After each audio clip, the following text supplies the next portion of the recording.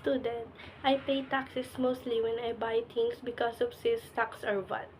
These taxes help the government provide public services like schools, hospitals, roads, and safety programs. I benefit from these services every day, even without realizing it.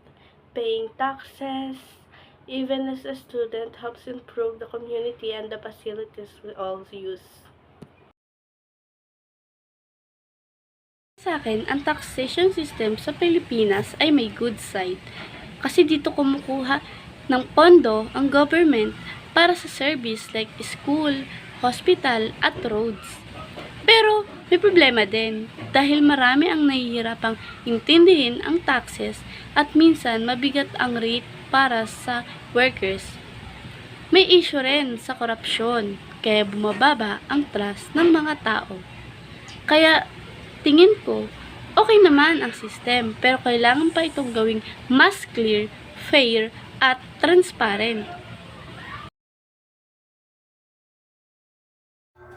If I could improve something in the current taxation system in the Philippines, I would focus on making the use of taxes more transparent.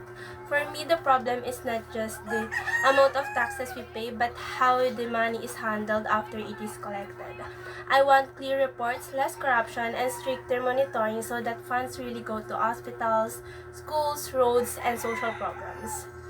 If people can actually see the results of where their taxes go, paying taxes would feel fair and right.